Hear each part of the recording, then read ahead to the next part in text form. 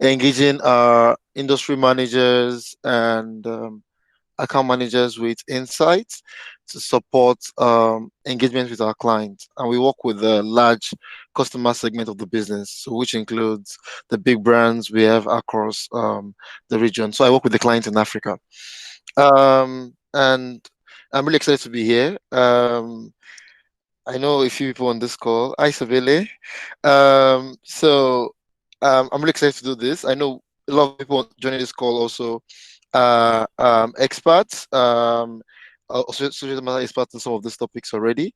So I'll share my screen in 1 minute and just take us through a few things I'll be talking about, which related to critical thinking and especially how we leverage data-driven frameworks in problem solving or thinking through problems. So I'm just going to share my screen in a bit. I think it's taking a while.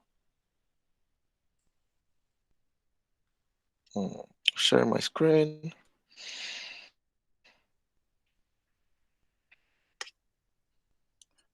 Please, if you can see my screen, please let me know. Can you see my screen? Not yet.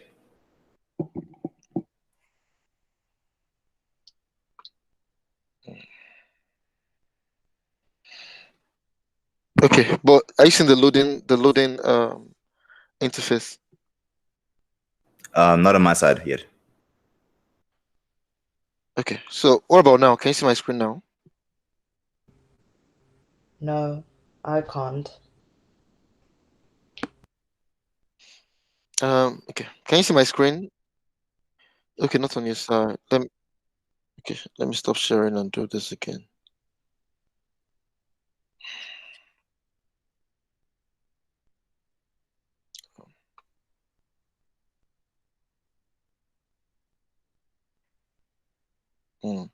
I may have to drop off and rejoin. I don't know what's going on. So. Okay, that's fine. That's fine.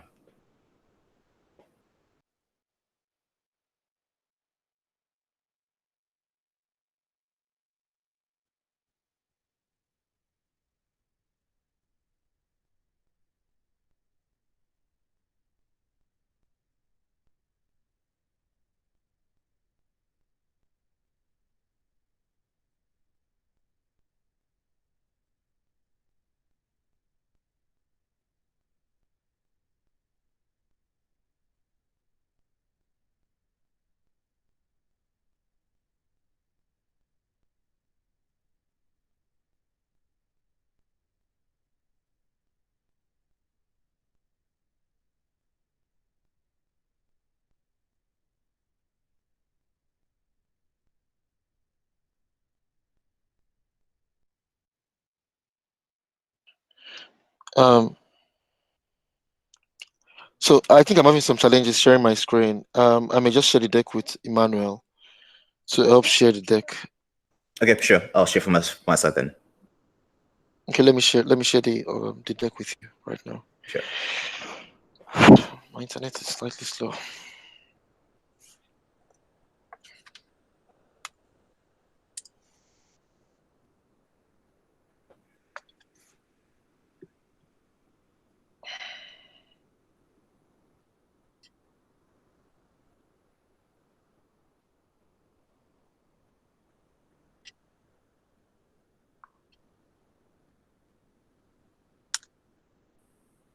Okay, done.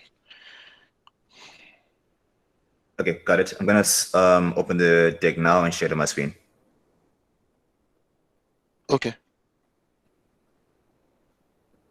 Okay.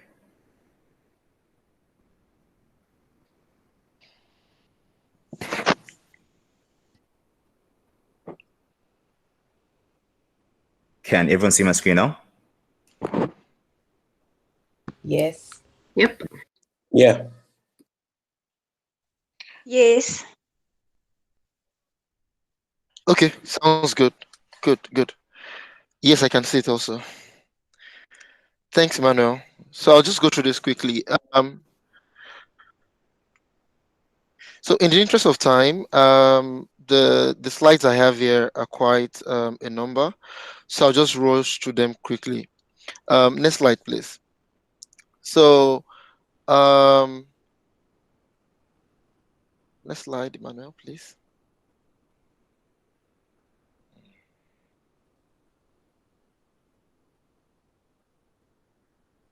Hello, can Should you I keep hear me? going? Should I keep going, or should I stop here?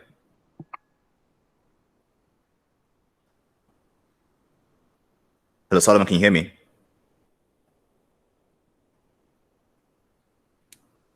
Can I go on? Can you hear me? Yes, I can hear you. Oh, Yeah. oh, okay. Sorry, I think the All feed right. All is right. just Yeah. not great. Um, can you hear me? I can hear you. I can hear you clearly. Yeah. Just let me know when to like go Can to you the hear next slide me? and when to stop. Yes. Yes, I can hear you. Okay. So can you go back to the second slide, please? Okay. On it now.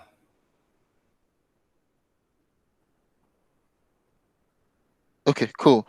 So one of the vice presidents at Google, Christine, um, said this thing in one of the conferences she spoke at. Uh, okay, okay, sure. So I think there's a bit of distortion in like, delay in hearing my voice. So I can hear you perfectly. So I'll just continue. Yeah. So Christine, a VP of Finance, had mentioned something around how we as analysts use data. Also, she said is we need to build a culture and skills around unleashing and leveraging data to deliver more value, much more insight to businesses, helping businesses understand how they can, make use of, the story data is telling, right, and the insight that that data is giving to us, right, and what it's telling us to do, how that is changing or supposed to change the state of affairs of how we currently do business. So I think there's a bit of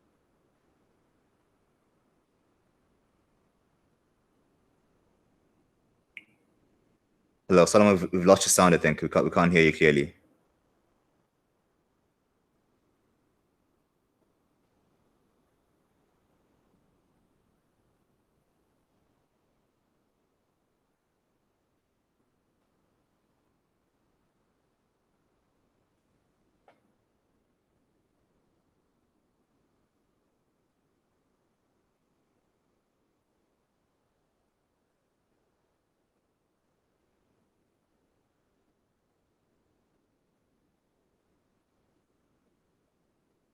Hello, Solomon. We've lost your sound. I think we can't hear you clearly. Can you hear us?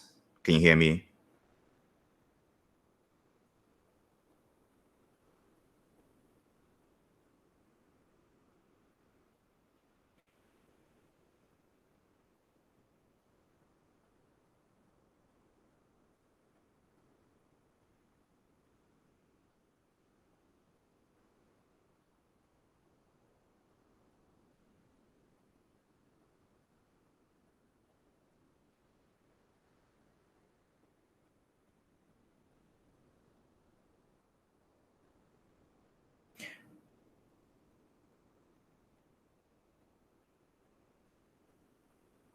Okay, sorry for the wait. I'm gonna get back in touch with Solomon to see what's going on with his Wi-Fi, but he should be joining back very soon. Sorry for the delay. No problem.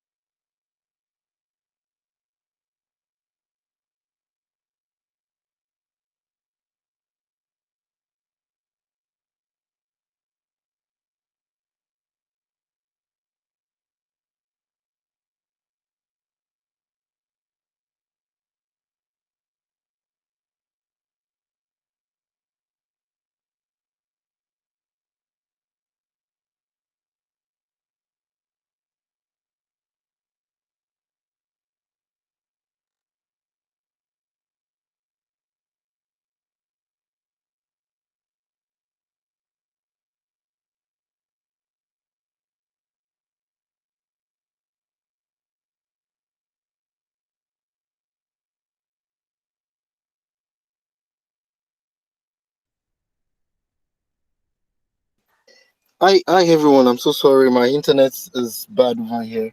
I just switched internet first. Can you hear me now? Yes.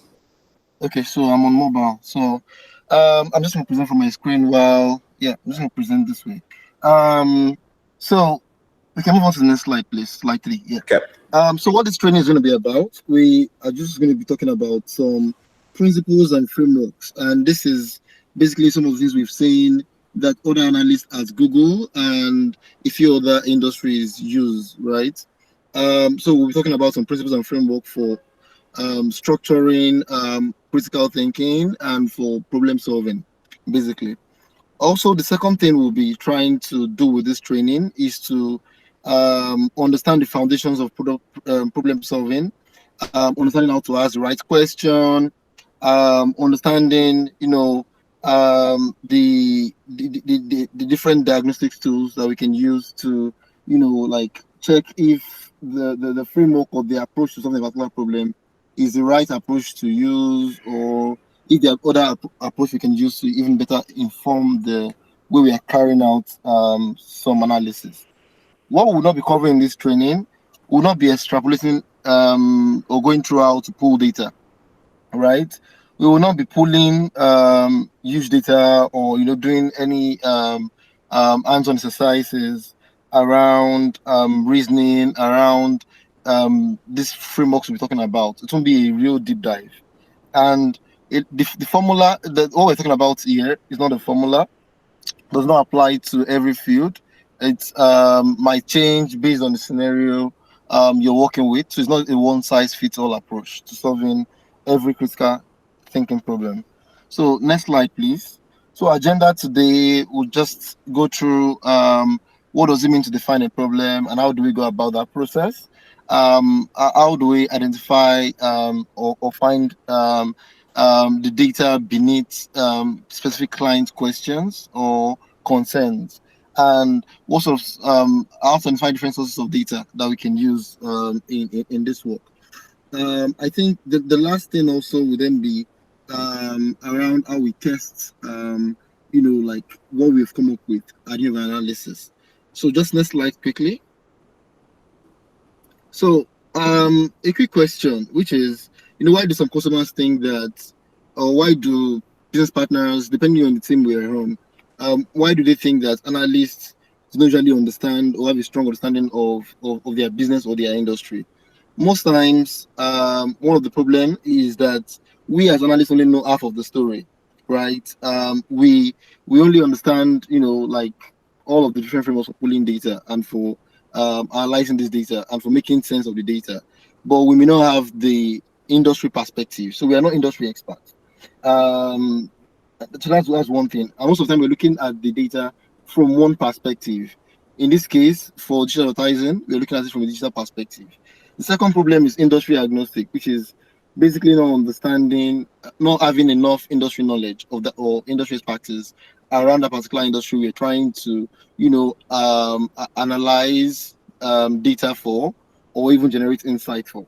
I think the third piece is that many clients, have different research teams, and people keep forgetting that the data or our insights is usually not on the stats they are used to. It's more about um, um, telling the story we are saying in a way that the audience we are speaking to can actually understand. So understanding the audience to which data is meant for is very important. So we are speaking to a C level. It's more of understanding what's important to a C level and how we position our narrative to plug into the needs of the C level from their own perspective. Next slide. Just setting the scene. Normally, we're supposed to have this session as a as more like a workshop. So a lot of the things that you would see may not apply directly, but we can ask, and maybe you can unmute to maybe give your thoughts, or or answer any specific any question. So one of the things, some random questions we see analysts that we see analysts get asked is, oh, um, what are the latest digital and non-digital trend in travel, right? How many iPhone 7s or iPhone 10s were sold in the last year or in 2017? who was the biggest cloud provider in 2016, right? And for most of these questions, there are a lot of common challenges we also see, right? To answer some of these questions, most times it's hard to find and access the data that is required to answer some of these questions. At times, we don't have enough support from senior management to use data in our day-to-day work. A lot of access issues could be the challenges we actually face on a day-to-day, right? And I also face that as an analyst, even at Google. There are times I need to consult third-party data sources just to get different view to the same story to understand. Okay, what does the industry view look like? How does this industry narrative plug into what we are seeing based on Google Trends, as an example? Next slide, please. So I'll quickly, talk about a saying by Albert Einstein, one of our famous scientists. I would say one of my personal, role model, or yeah, if I can call him that. I really look up to Albert Einstein for a lot of things. And one of the things he mentioned is, it would be nice, and I'll quote it. It would be nice if all data required could be enumerated, because we could run them through machines, draw charts as economists do. However, not everything that can be counted counts, right? And not everything that counts can be counted, meaning that not everything that we can measure as analysts, or we can analyze as analysts, actually counts, actually makes sense. And not everything that actually makes sense, right? So, for example, a business owner might come to you and say, okay, how do we grow our revenue? How do we, win in this market? And some of the pain points that you might identify while doing the analysis may not be things that metrics would be able to help answer. So that's all the things or challenges we actually face. And this is one thing Albert Einstein had mentioned.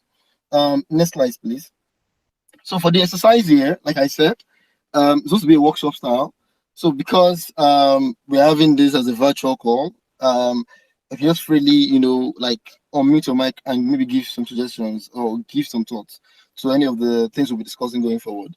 So we all know definition of data, right? I suppose, right? Facts and statistics collected together in tabular formats for reference or analysis purposes, and a lot of databases actually exist from MySQL to DB2 and all the rest, right? But how do you use data, right? And I think that's a question I want us to ask, and I want to maybe get some thoughts on how do you currently use data as an analyst in your organization or in your day-to-day.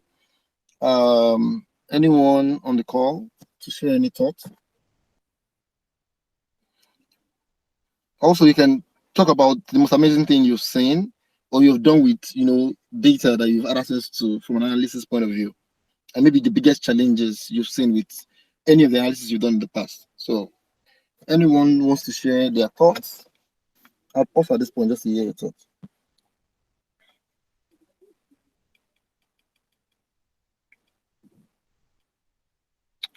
Any thoughts? Hi. Hi, Vivian. Hi. So, in my organization, I work in the agri-tech sector, and we collect data on produce prices. And Okay. before COVID, we were attempting to predict produce prices. Our model was doing well until COVID hit and everything went downhill. So that's Yep. one way we use data. And before we came on ground, we were finding it difficult to access data. So I think that was a challenge, right? So we literally had to come on ground and even source data from governmental bodies. So finding data available has been a challenge, especially African data. Yeah, I agree with you. I agree with you. I think that's the same challenge we as analysts, especially in this part of the world, actually face. For example, because I work with advertisers across Africa. I mean, sub-Saharan Africa. I usually require some third-party insights for markets like Nigeria and Kenya, and most times access to those data. Data does not really exist most times. So I usually have to look for other ways to So this is a common problem. So thanks for sharing, Vivian. Thanks for sharing. I'm just trying to show you that it's a common problem, and I also face that same problem on a day-to-day basis when I'm trying to tell a narrative for what's going on in a particular client industry. I'll just go on quickly. Next slide, please.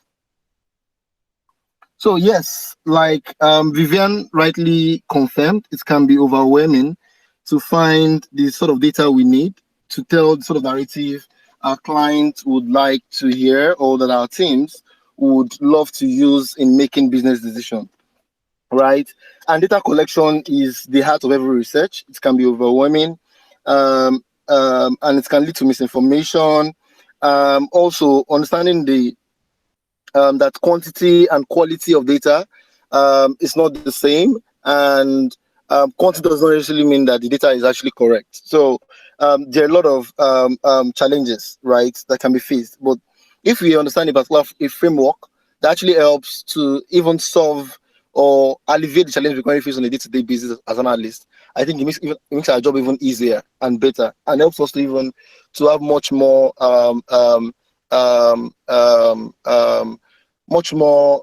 confidence, right, on the data that we actually producing and sharing with the rest of the team. Okay, so next slide, please. So today, the data framework we're talking about includes 4 approach, which is similar. Similar to a lot of the other approaches that actually exist that I've also seen. Right. One is defining the problem, determining what the problem is. For me, this is usually a challenge. So before I joined the team in my new role, in my current role as an industry analyst, I used to work as a program manager, managing our developer training program across the region, the Google Africa Scholarship Program, Developer Student Clubs Program, and all.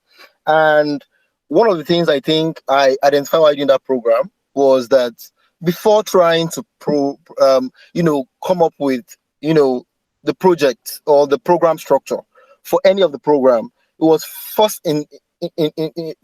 important to understand the problem we're trying to solve. Right, understanding the problem helps to make it easier to actually prefer the best or the potentially okay solution, to that problem. And usually this is usually an issue for every project, for every program, and also similar to every other project.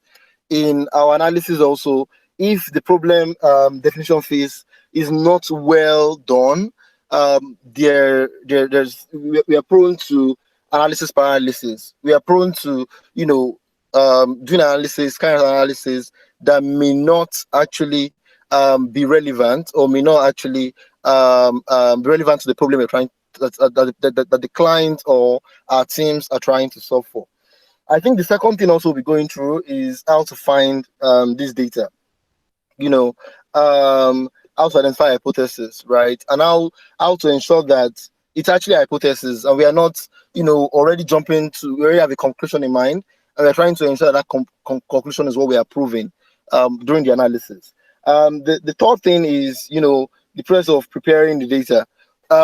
We'll just touch on this briefly, right? And maybe show frameworks for going through that phase. And the final thing we'll talk about as part of the framework is how we actually determine the solution that we use, to implement the solution that we'll come up with while doing the analysis. Next slide, please. So we'll start by defining the problem and finding the data in the next couple of slides. So slide 12, next slide, please. So our goal is to create an issue tree to identify a client, right? Next slide.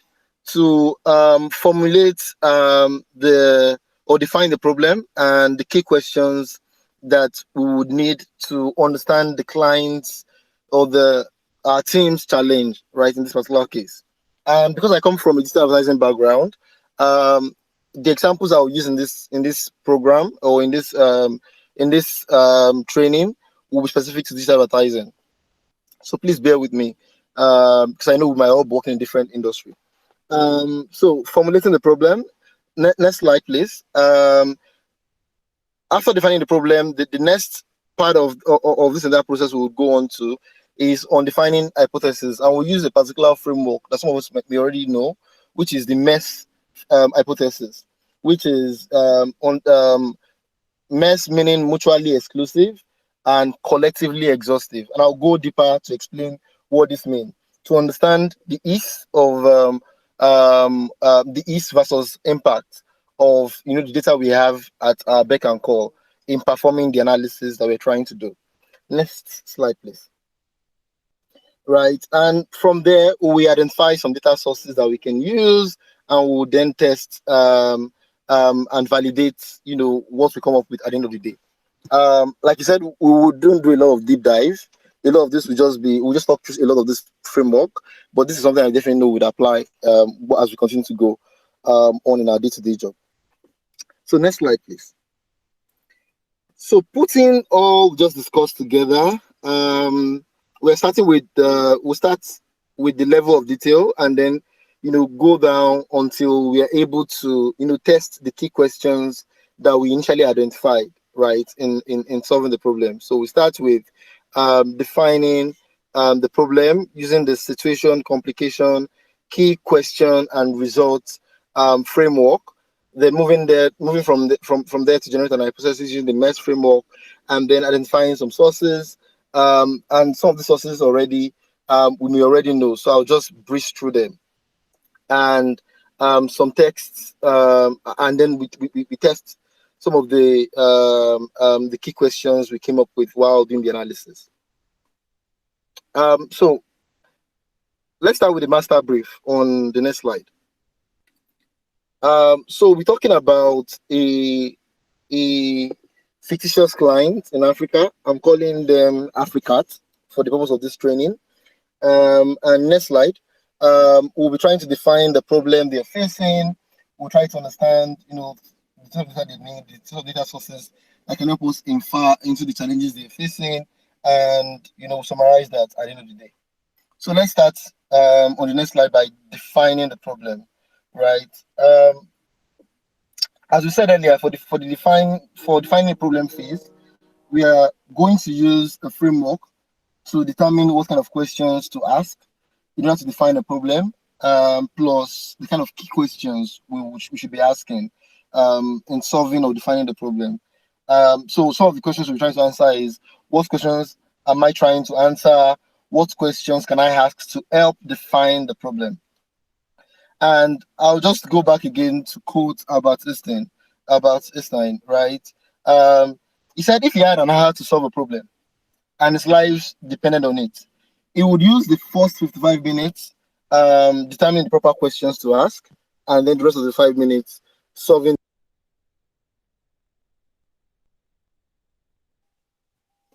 So I was muted a bit.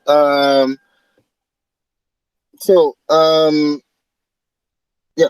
So next slide, please. Now we start with a structure, right? And the structure we are using for the purpose of this training or of this session is the situation, complication, key question, and results framework, the XCKQR framework, right? So understand the situation, the complication of the problem, the key questions we are trying to answer, and then the results. And for the situation, we try to answer questions like, what are the 3 to 4 key components that would influence the situation we're trying to solve for? So what type of company is this? So assuming we have a problem from a digital, from a company who's trying to leverage our digital advertising solution, right? And I think the first thing I would want to understand is what type of company it is, what sort of industry they are operating in, right? What period of time am I looking to look at to understand the challenges or infer into the data and say, okay, maybe give a projection as an example or provide an idea of the trends in a particular industry, tell a narrative of what's going on in that particular within that specific industry. And then the next question I would love to answer would be, who are the clients, POCs that I was talking to? Who are the audience? Are these C-level? Are these business teams? Are these the media teams in itself? The guys turning on the campaign or pausing the campaigns in this situation? I think these are some of the questions I'll try to answer. Also, some competitor-related questions. Know who the competitors are and help understand. Okay, what are we trying to do? What is the goal of this entire analysis? How does it benefit my client versus and what does it mean from a competition angle, right? You're potentially trying to tell them a narrative or maybe how they are performing within their own space and how the competitor is performing and what they should do better to win within that space, right? So it's more of understanding, answering some of these 3 to 4 key questions, and I think also we can then go on to then define the complication of those situations we've identified, right? So the situation is, all of this type of company, the competitor analysis, the sector, the client is, and all of that. But then the complication would then be, okay, what are the 1 to 2 key components that would influence, like the situation that we're talking about? An example of a key component of a competition-related question would be what has changed for the company or industry or the economy that the industry is currently operating in. What competitive pressures exist, right? So we look at the competition as an example. We want to also understand, okay, in respect to the competition, are there pressures? Are there pressures of demand and supply within the market that's also affecting competition, right? So just to back the narrative that we are sharing with our clients. And then the last piece would be, when did the complication become an issue? So we have all of these questions already answered, and then that will help us to move on to the next part of solving the problem. And next slide, please. So next slide, I will then define an example that would walk you throughout this training. Very close of time. I know we are running behind on time, so I'll really go very fast. So asking the right question. We received a brief from an industry manager as an example. He has a client who's a travel fair aggregator, similar to Booking.com, right? And they noticed that they've been seeing a decrease in revenue compared to a year ago. Now, I would like to maybe hear. So at this point, also I'd like to pause again and maybe hear some of your thoughts around what sort of challenges. What do you think? What do you think? What are your initial thoughts to answering this question or to defining the problem that this particular client may have? Remember, our client is a travel fee aggregator, as similar to Booking.com, and they've noticed a decrease in their revenue in the last 1 year. So I would just open the floor and hear your thoughts around what you think the actual problem is as part of defining the problem. Anyone, please. Adibola here. Oh, hi, Jibola. Yeah, I mean, the very first thing is to look at what are the broader ranging factors, macroeconomics, microeconomics, and of course we're dealing with COVID now, so that's the big elephant in the room. But as an extension for thinking around that, you want to be able to think about what are the external environmental factors, then what are also the internals? Was there a new campaign? Was there a change in the product available to the customers? Like I mentioned, macro factors. Were there things that affected the income of people within the broad market range of the travel fair aggregator?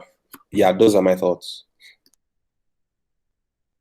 Thank you very much, Ajibola. Those are very, very, very, very helpful questions. And but tying that back to what we learned in the last few slides, using the SCKQR framework, we can even go deeper on what is the situation. I agree with you. Looking at the microeconomy and the macroeconomic insight around what is going on within the client segment would be important to help this travel aggregator answer the questions they might have, right?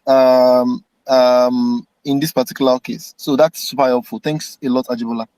Next slide, please. So we have defined the situation and complication on this slide, and I know we can read it on screen, but I'll just quickly breeze through it briefly. So the situation in this case was, the two things we're trying to define is first the situation and complication. We're trying to define the problem. So we're trying to say, okay, the situation right now is that Africa, which is the example in case, is an online travel and booking aggregator. They are specialized in hotel rooms and in airfares. So that's part of understanding their industry. Remember the questions we defined in the last slide, specific to the situation, right? So we're just answering all of that. They specialize in hotel. They are based in a particular region in London, in this case, in Africa. Sorry, that's a typo. Started in 2005. The company is a digital native. They currently operate in over 50 countries. It's the second largest travel aggregator in the continent. They currently rank second from a share of voice angle, and a lot of their demand is poured in other regions. So potentially they are new to Africa, but a lot of their demand, um, um, as they've seen, is coming from other people looking to their site, but accessing that from some other parts of the world, including the US, the UK, and Germany.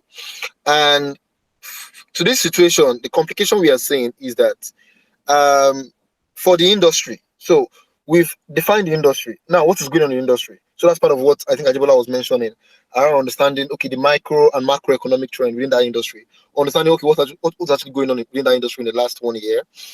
Has there been any decline or growth in the currency? Has there been inflation within the economy? And understanding, okay, what impact does that have on Africa's business in the region?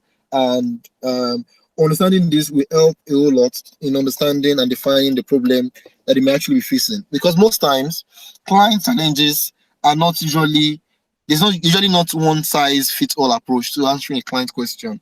There may be a lot of other factors, beyond, okay, the advertising spend or the media they are currently advertising in, be it social, be it Google, or whatever platform they are advertising on.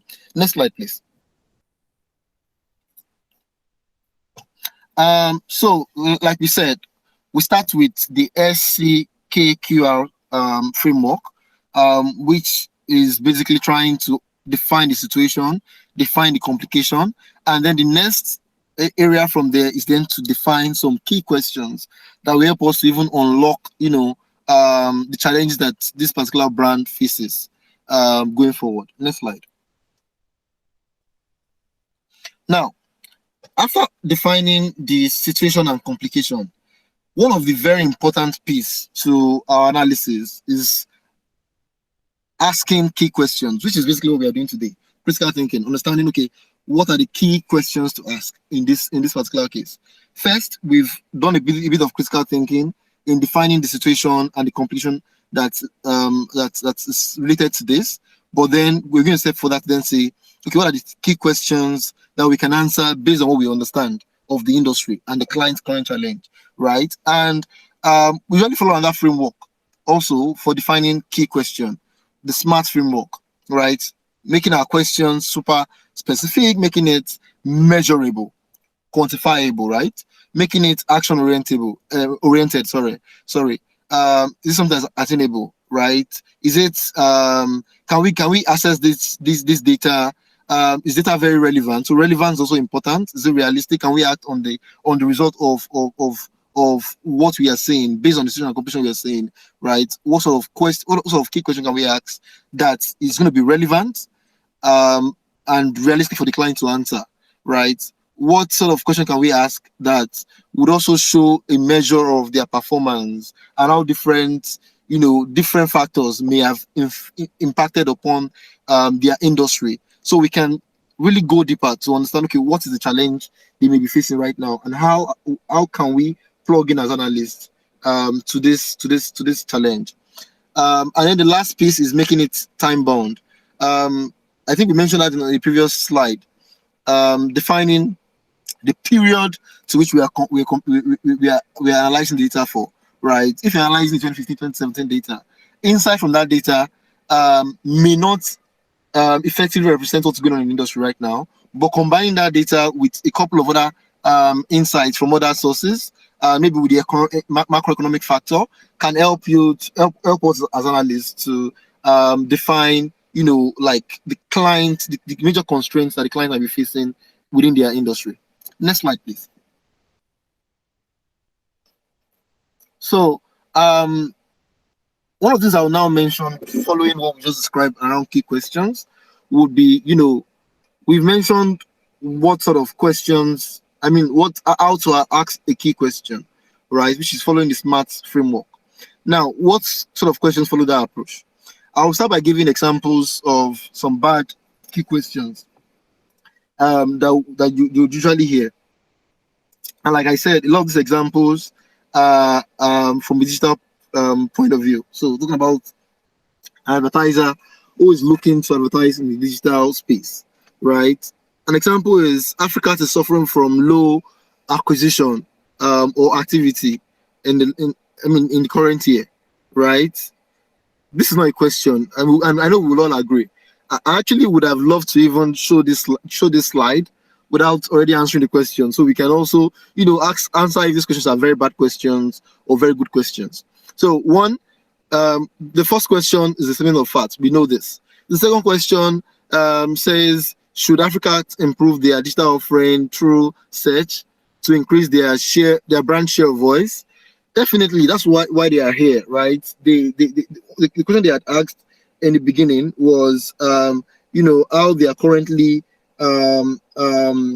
seeing a decrease in revenue. So definitely increasing the share of voice, their brand share of voice, is part of the potential solution that they should be looking at, right? So this is not disputable. The third question is, do they need to optimize their digital strategy? Definitely, this is too generic. This is not a very, very strong question. Now, on the next slide, please. I would show us some examples of some good questions, but also just before that, I know we are running late on time, but I still want to make this very interactive. I would love to also get your own thoughts. Get some examples of how we can phrase some good questions, to even dig deeper based on the initial question that we heard, which is, we are seeing a decline in our revenue in Africa. What may be going wrong? What sort of key questions can we ask as data analysts that work in the digital space, for example, in digital advertising space, as an example, to help the client even understand, to even better understand the client's pain point and potential data points that we can use to tell them the trends and the opportunity within their industry. So anyone who would like to contribute or maybe share their own thoughts around some good questions that we could have asked instead of these very generic questions. Please feel free to unmute.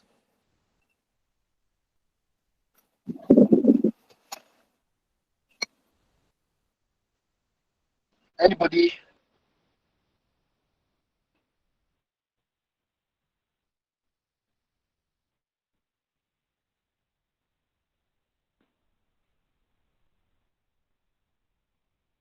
Anybody? Okay. Okay, I'll just go on in the interest of time. Next slide, please.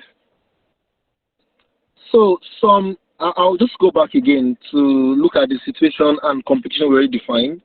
We said the situation was Africa is an online travel and booking aggregator. They specialize in hotel rooms and airfares, and they're based in South Africa. I know it's currently okay. I think for the purpose of this call, let's just keep it at London, so we don't keep confusing everyone on the call. So Africa is based in London, started in 2005. The company is a digital native. The company operates in over 50 countries. It's the second largest travel aggregator in the world based on their revenue size, and equally has the second largest brand share of voice, spurred by demand in the US, UK, and Germany. The three largest countries by revenue. So those are the three largest countries by revenue which they currently operate. But according to them, they've been seeing a decline in their revenue. But this is what we know about them. And the complication we know to this is that in the last year alone, they've seen a massive growth in their revenue. they've seen a massive growth in customer acquisition and activity. And they think that some of this was so the competition we understand is based on the macroeconomic data we've seen, is that it might be due to some currency exchange. There's been high pound and euro. There's high pound and euro against the US dollar. So I think the US dollar has been declining versus euro, and it's becoming relatively inexpensive. Um, um, to book flights, and the economy has been sort of stable. Also, I think one of the things that was mentioned in the competition we define here is that, sorry, I'm having issues with my internet, so I can barely read what's on the screen. But I think from recently, they went from bad to worse, and their brand of voice recently has gone from the number 2 spot to number 3, and that's a decline of 5% year on year, right? So that's currently the challenge we've seen. Next slide, please.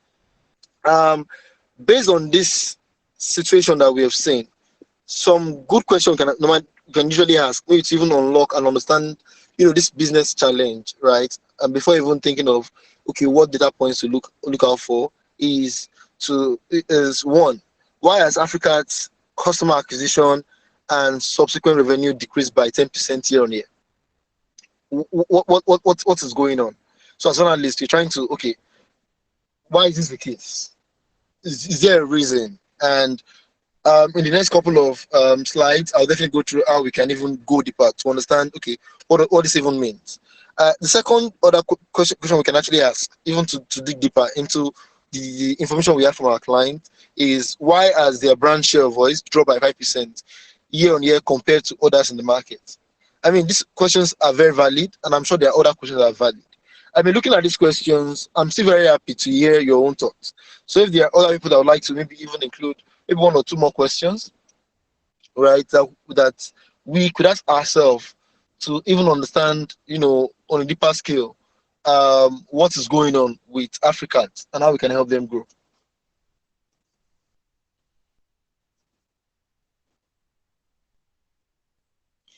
Anyone, any thoughts?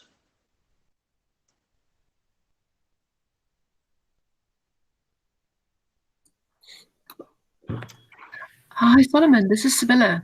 One of my questions would be, hello.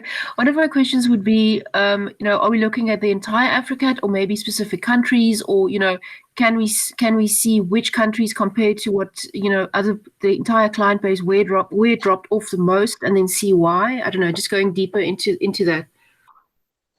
Yeah, I agree with you. That's very, very, very, very, very, very, very strong. I agree with you, Sibylle. It will be really important to also ask to see, what specific countries would they like to, even go deeper on, or even or could be responsible for the decline that they are currently seeing. Totally agree. Any other thoughts? Yeah, I have, this is Jubala here. I have a few thoughts. What I'm struggling with is how to make the question fit into the SMART model. I'm struggling to find a measurable aspect for it, but I'll just go ahead. The question is, so has Africa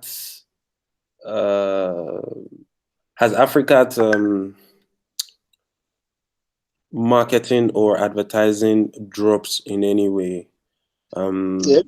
Yeah, then have there been any brand specific events that have happened to deteriorate the brand in any way, to cause such a huge drop in revenue?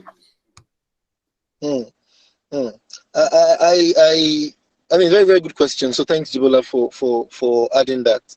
I think those will be questions to specifically ask the client to even dig deeper to understand, what is going on from their own point of view.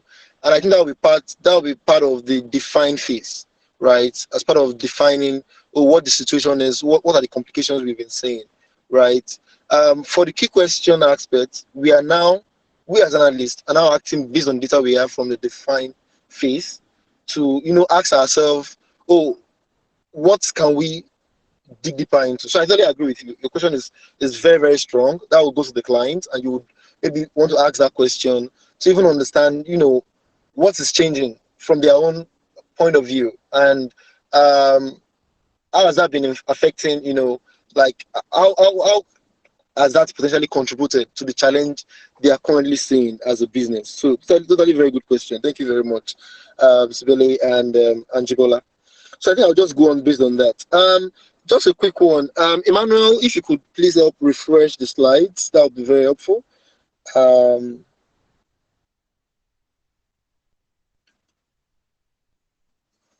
Thank you. Is it okay now? I think it should be. Thank you. Cool. Cool. Okay, so next slide. So I think part of using the, so I'll just dissect the current question that we showed and how that connects with the SMART model, right? So the first question was, why has Africa's customer acquisition and subsequent revenue decreased by 10%?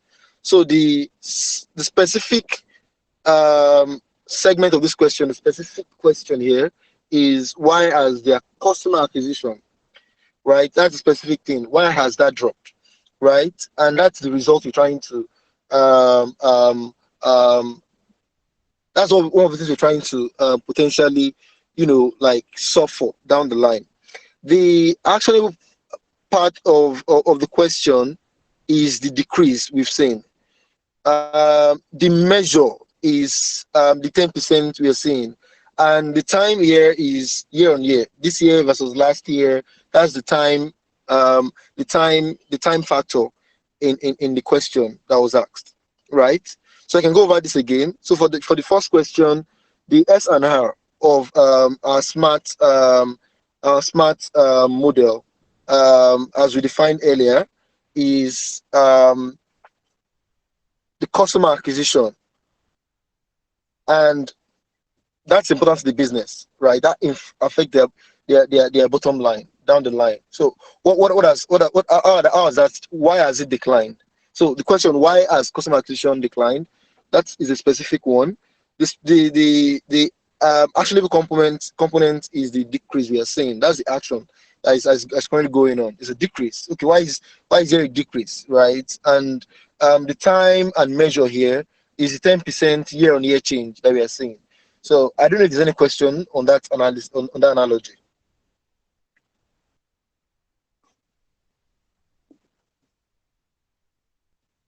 Can I carry on?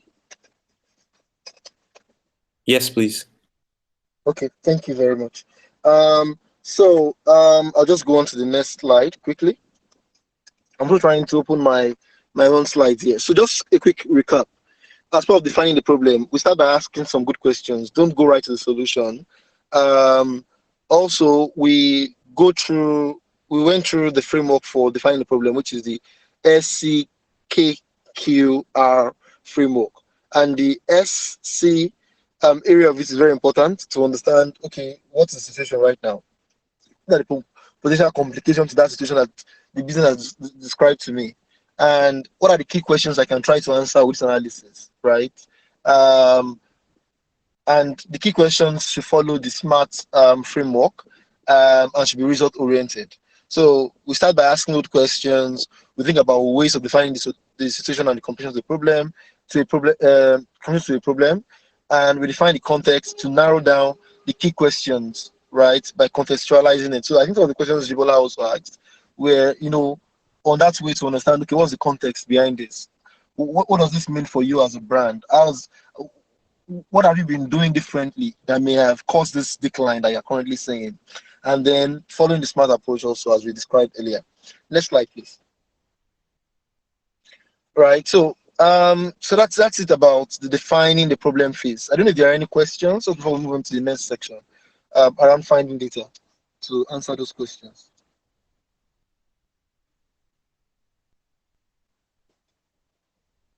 Any questions?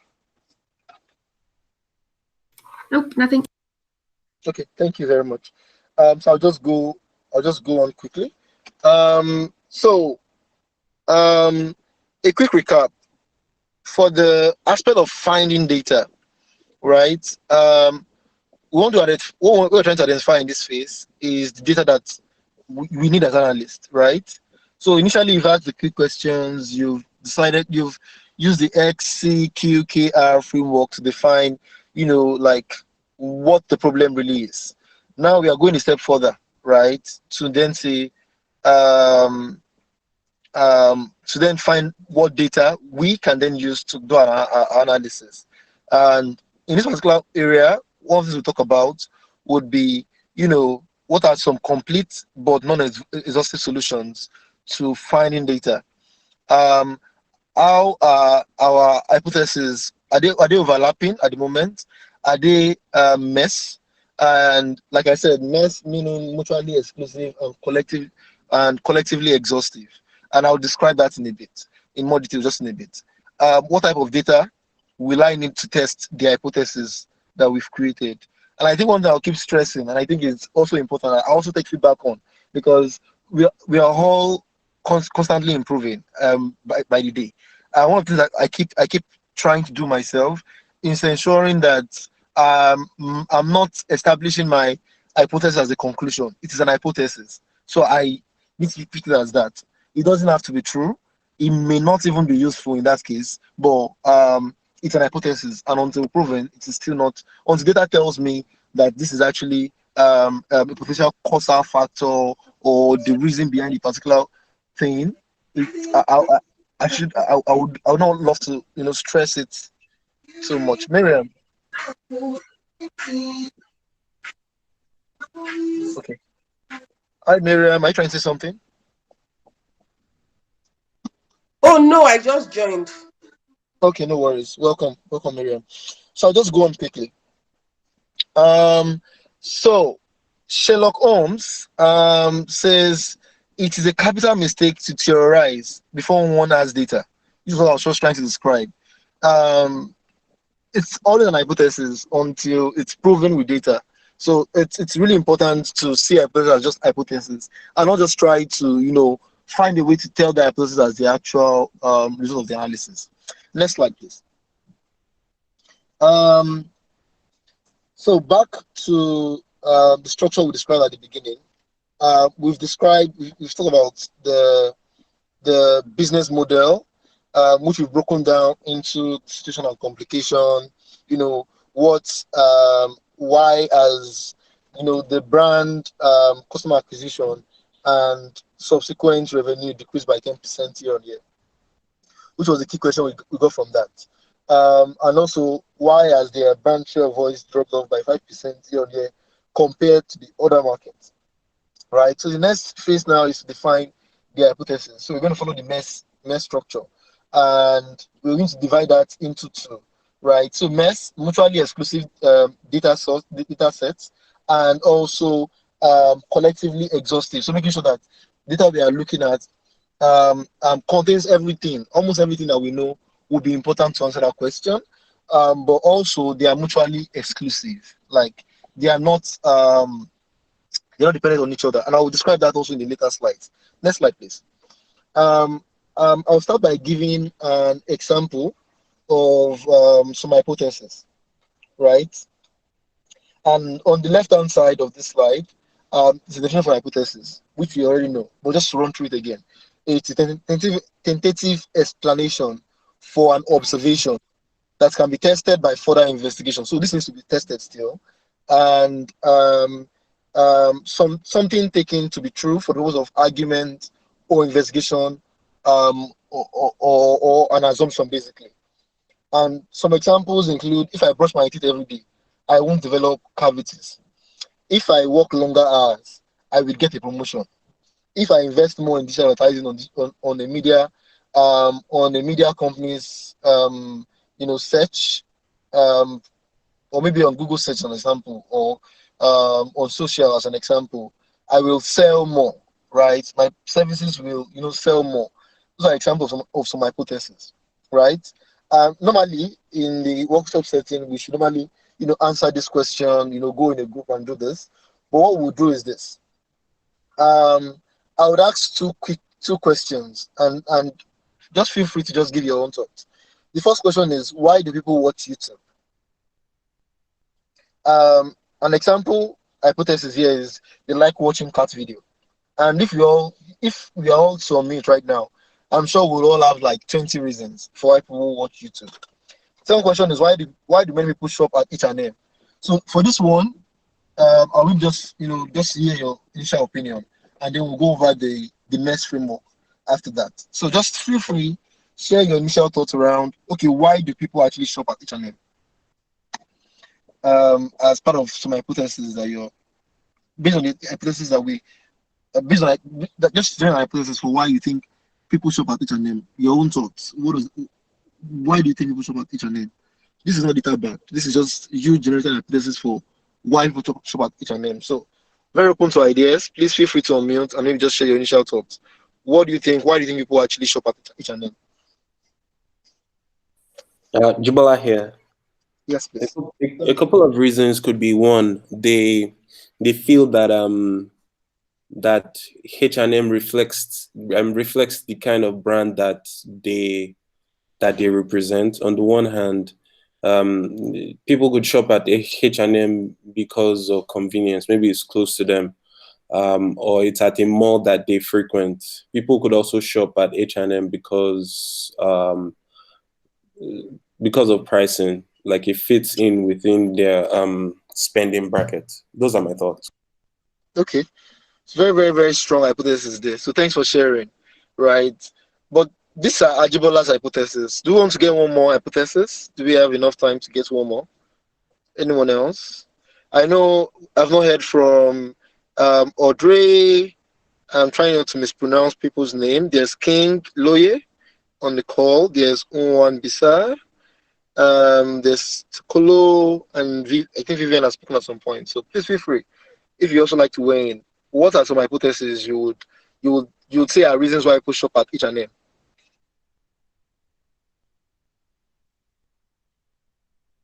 I think that perhaps the style that you might get in H&M fits with their preference, so that could be a factor.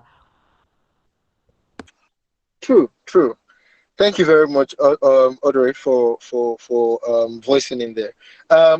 So all of these hypotheses are still hypotheses until data then tells us, right, that this is either true or not true. So on to the next slide. So next slide, 40. Thank you. So all of the hypotheses, right? But also there are frameworks that can help us to define very strong hypotheses when we're trying to perform our analysis.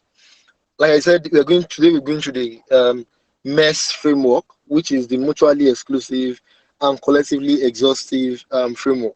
So mutually exclusive, meaning that each issue is discussed, is separate and distinct, right? They are not mutually exclusive. If you have a set, a Venn diagram, set A and set B do not intersect at any point. They are two separate sets. And we'll go through even deeper examples in a bit. Then the second one is they are collectively exhaustive. So all of this set together, all the issues discussed addresses every conceivable aspect of the problem, like all the potential problems or challenges we may actually see is a part of the things that we are currently looking at while addressing this. So that's one of the things. That's the CE part of the MESS framework. Next slide, please. And one of the things to keep in mind when using the MESS framework is the 80-20 rule, the Pareto's rule, right? It's important to keep that in mind. That there are 80%, or there are 80% of effects that only come from 20% of the causes, right? Right. That primary causes for the problem. So let me say that in a different way again. 80-20 rule basically says, the Pareto's rule basically says, for example, 80% of the entire staff maybe contribute up to 20% of the viral revenue of the company or the viral revenue. that the company generates, and the rest of the 20%, and there's another segment of the company, which is 20% that contributes 80%, and there's an 80% that contributes only 20%. So let me use a primary one example. For most of the superstores we might know, some of them get a bulk of their of the funds or the money used to run from investors, and investors may be only so. I was looking through a report. I'll use the example as an example. I'll use this one. I was looking at MTN Group's financial statement recently, and if you look through their shareholder structure, you will see at the bottom of the funnel there's like this 20%, this very few number of people, right, that make up, that own the largest share of the company, and then there is a huge segment, millions of people, right, buying into the various shares, right, of the company that only contribute about 20% of the overall amount that the business run with. So in this particular case, what we're trying to say is, for a particular hypothesis, it's important to establish, which of the effects, which of the concerns that we've seen actually causes, have the biggest impact on the business in itself.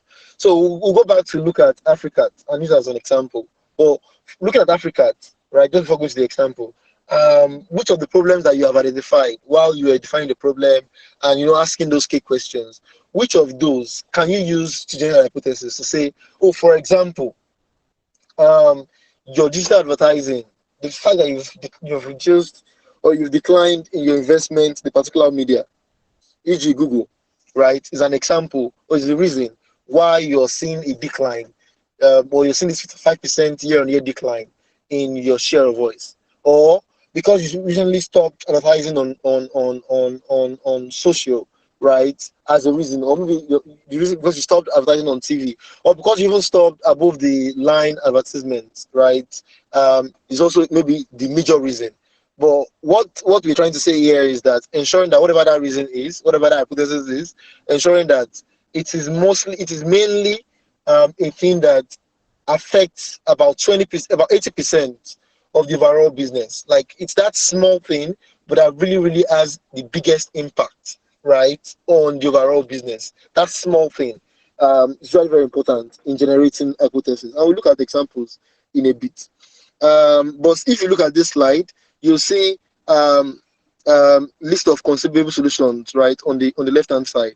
So some hypothesis 1 and 2, and now we are marrying that with Pareto's rule to see, which of these, what is the 80%, what 80% of the effects come from 20% of the causes that we've identified based on the questions we've had during the definition stage, right? I think that's one important thing to look at. I'll move on quickly to the next slide and use that to, describe a quick brand. And in this case, it's a brand called Taco Bell, right? And Taco Bell is an American fast food restaurant chain. They've approached a media company to gain some insight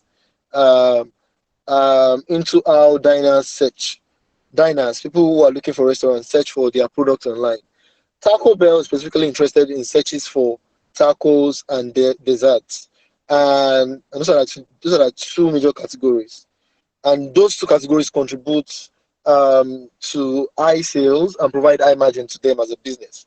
So whatever we will provide as analysts right now will give them an insight into sort of menu items they should include in future as a business or as a restaurant business. Now let's divide this further on the next slide. Now, desserts, next slide please. Desserts and tacos, right, are not mutually exclusive. If you think about them so well, right? They are not. I think I should normally ask the question because they should normally, these current ones, desserts and tacos, are not mutually exclusive. And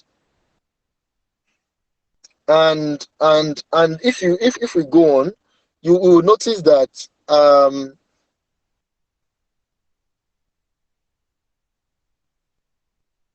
um, the entities that we choose while while defining our hypothesis should normally be mutually exclusive. Should not have things in common. So it's easier for us to break it down. Otherwise, we need to break this problem further down to even understand, okay, where the causal factor would be.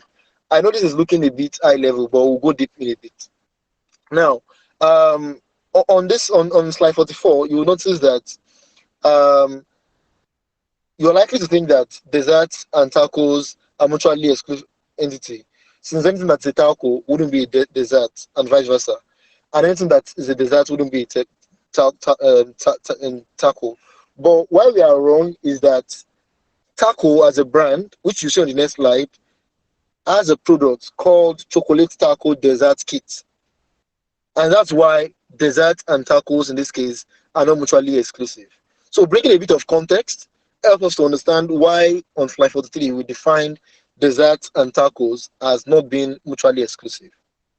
I can go over that again. So on slide 43, we had said that desserts and tacos are not are mutually exclusive, are not mutually exclusive, right? Meaning that they have some things in common. And to you, you would generally say that this is not true.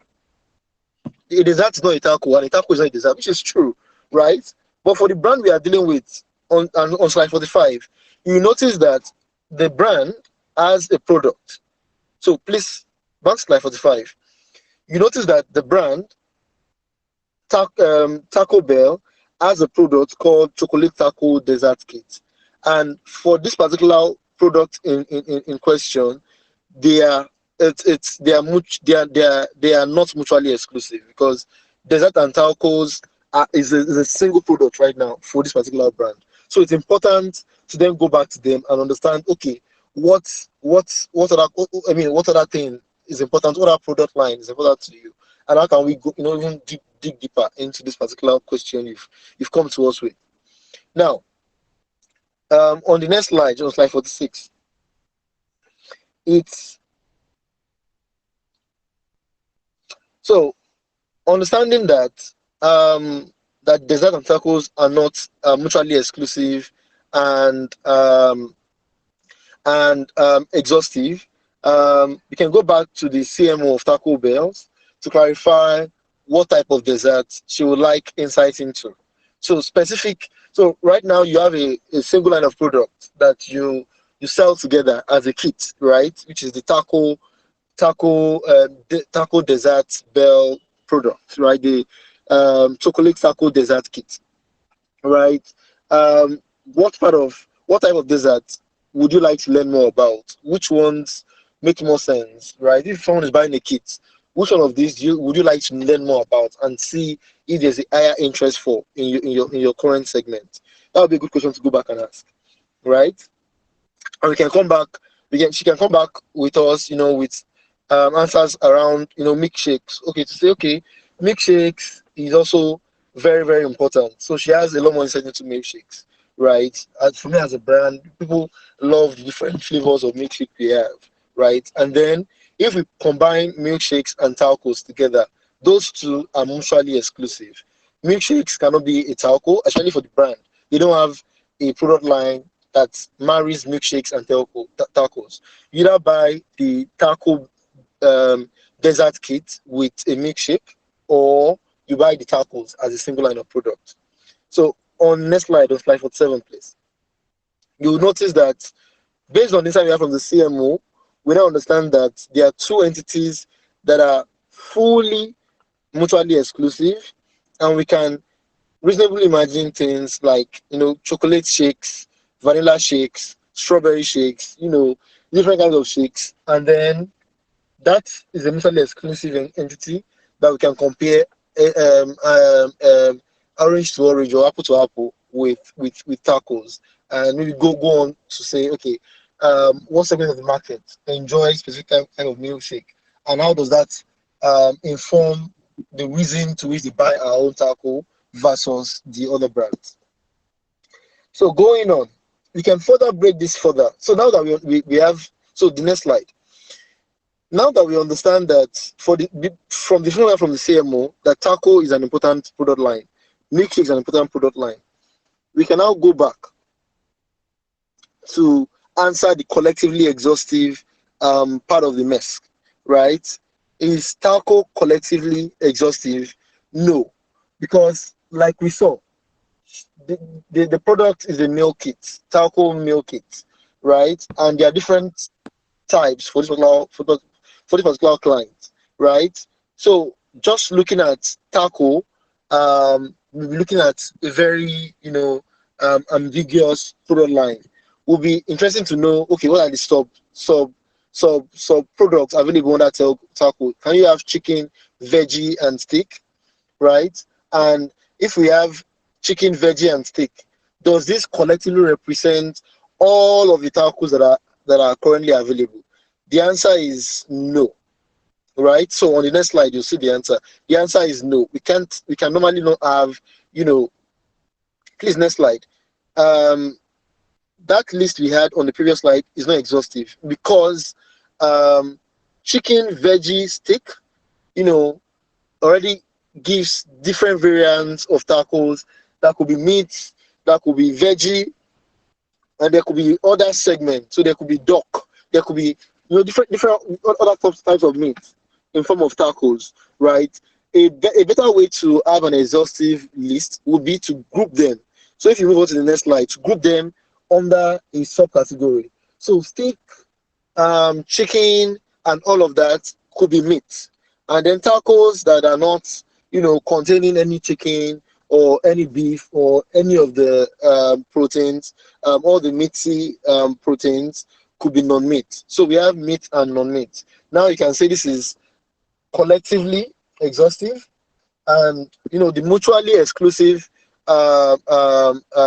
list here is tacos. So tacos is mutually exclusive, but the specific segment of the data that we want to really deep dive into now is the meat and non-meat taco segments, which are the collectively exhaustive list. So that is going slightly deeper to say, okay, now the data set I want to look at right now is all tacos that are meaty, all tacos that are non-meaty, which is all the makeup of all the tacos that customers will potentially be interested in. And definitely we can then go back and then say, okay, who are the competitors in this category and what sort of insights can we show this client to show them that, oh, this is how your consumers currently behave and this is what you can do differently to even engage with them even on a deeper note. Going on from there, on the next slide, on slide 51,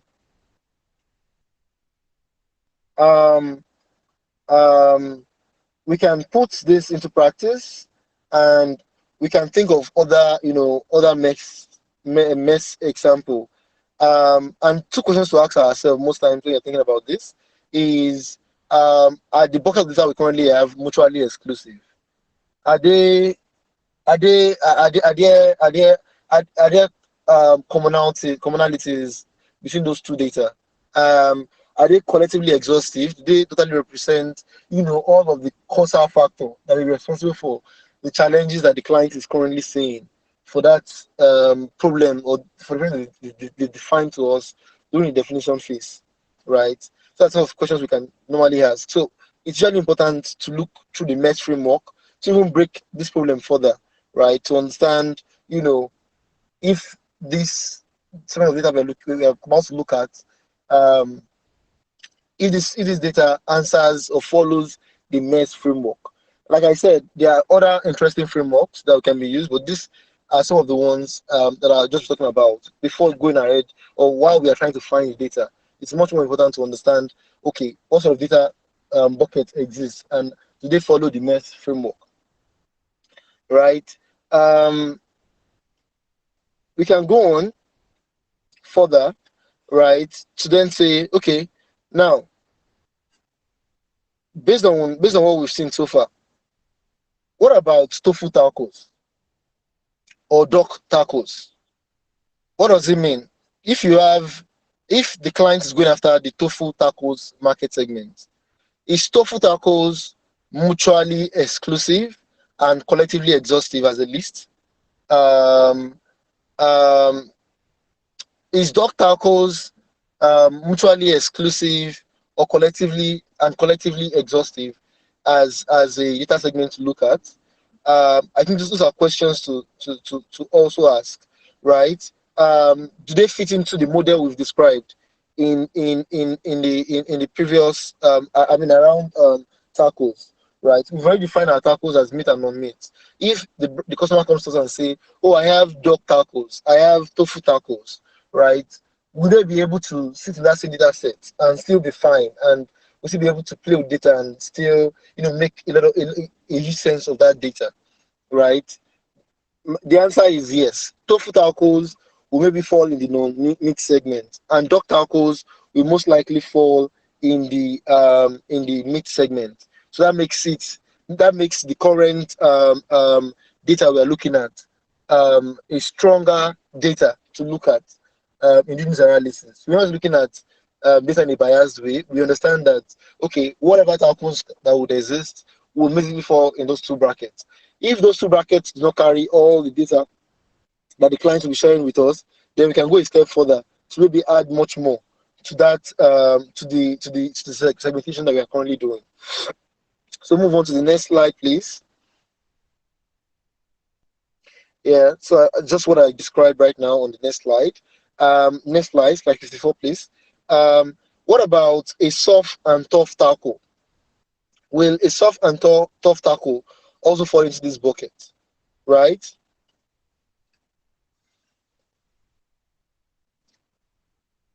I'm very happy to hear anyone's suggestion, and I don't know if we are familiar with those examples, soft and tacos. I know we are not, for Nigerians, taco is not a big product here, but I know we have a lot of people on the call. So if you are familiar with the taco I just mentioned, are those two mutually exclusive?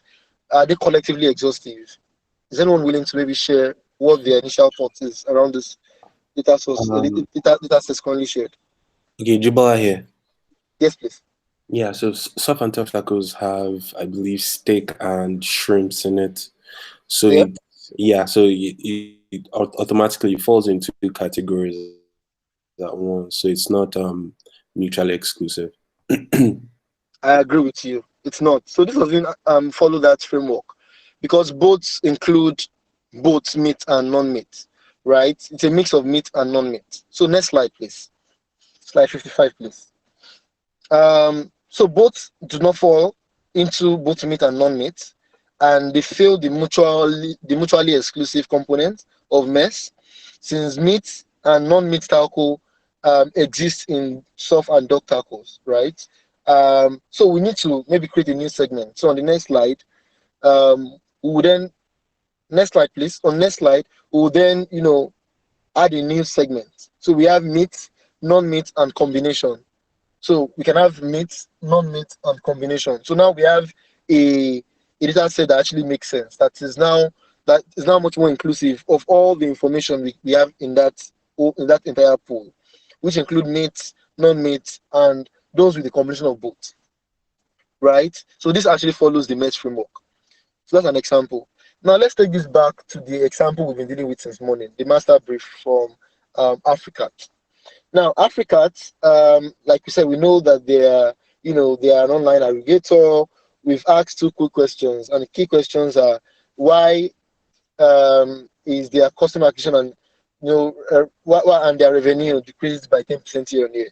And the other key question we've asked is why has their brand share of voice dropped by 5% year on year compared to the others in the market? That's two questions we've asked, right? Now, putting that together with what we've now learned on slide 58.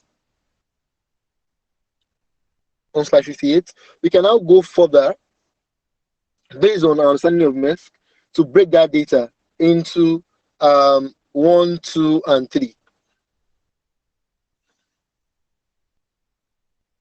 So I'll just pause right there just to take any questions before moving on. So we can break them down into three hypotheses, right? Which is what we've been looking to do with this entire exercise, right? All we're trying to do all along is come up with an hypothesis, right? That is mutually exclusive and also collectively exhaustive of all the potential samples we can have in that sample space, right? So now looking at what we've seen right now, we have defined the business model. We've been able to define a key problem and define a key question based on the understanding of the situation and the complication involved. And now we can define 3 different hypotheses that are both mutually exclusive and collectively exhaustive across the business. And that's what will help us then identify the sort of data sources we will need to use to further our analysis. On the next slide. So now going back to Africa's example again, based on our key questions, we can break this down into two other hypotheses, right, as potential conceivable solutions to say, okay, we can assume, right, that, okay, based on what we've seen for Africa, a potential hypothesis could be the fact that the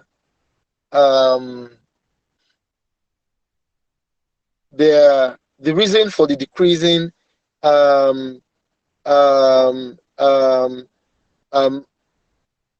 the decrease in customer acquisition and revenue can be attributed to their reduction in advertising costs, assuming we have that information, right? And for that as an example, we can ask ourselves, or even dig deeper into that question, into that I just created, to say, okay, we said this is because of the decrease in the advertising spend. But this is specific to some other markets. Was this decrease in advertising costs across all the markets they are currently operational in? If that is not the case, then maybe that is not a strong one, because that is not collectively exhaustive for all of the sample, right? So I think that's just one thing we're trying to maybe go through in this particular space of defining the hypothesis, trying to understand that whatever hypothesis you're coming up with for any question you're trying to answer, follows that framework and applies to all of the entities or all of the different data points that we have access to or that we've gotten from the client, so that we are basically not biased in our analysis, right? Let's continue to the next slide 60, on creating a MESS framework. We've answered the MESS question. We have created like 4 buckets of analysis, and now the exercise now is, since we are not in a small group and we're on a call, if it's possible, if we can have like 3 hypotheses based on what we've described on this call, just freely share what sort of hypothesis can we generate for Africa based on the problem we understand. Emmanuel, you can please go back to that slide showing the master brief, slide 57. So we can all look at slide 57, right, and come up with an hypothesis that follows the MESS framework. If you have any question on the MESS framework, please ask.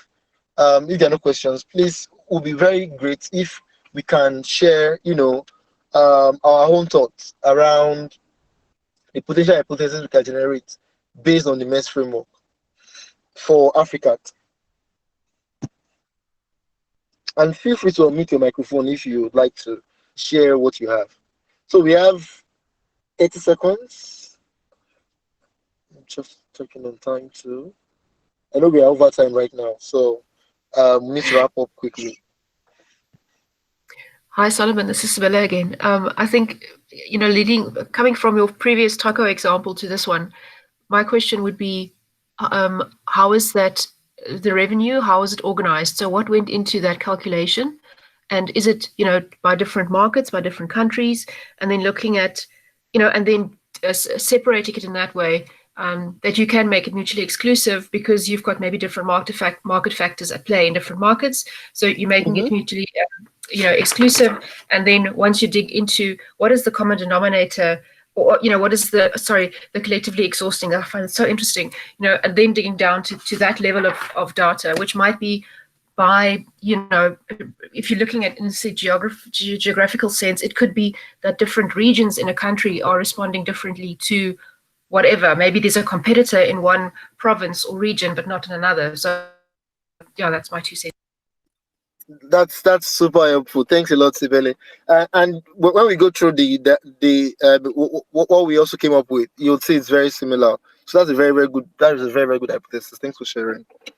Thanks for sharing. Anyone else would like to share?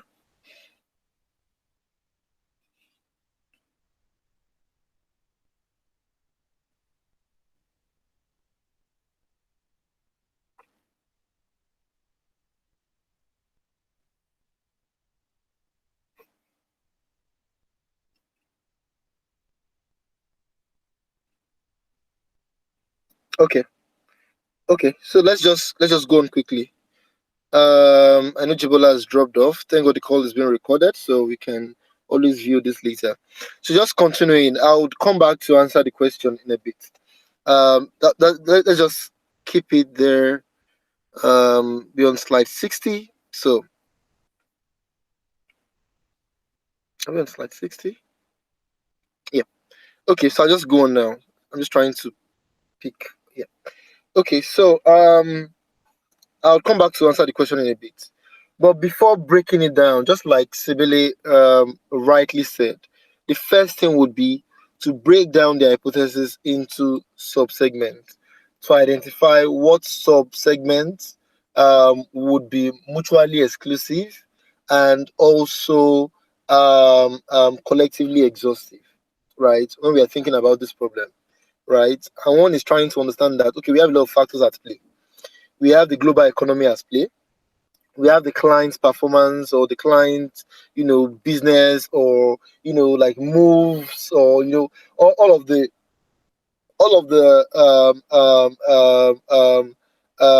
behavior changing within the client in the within the company actually as also a potential causal factor into how we come up with our hypothesis.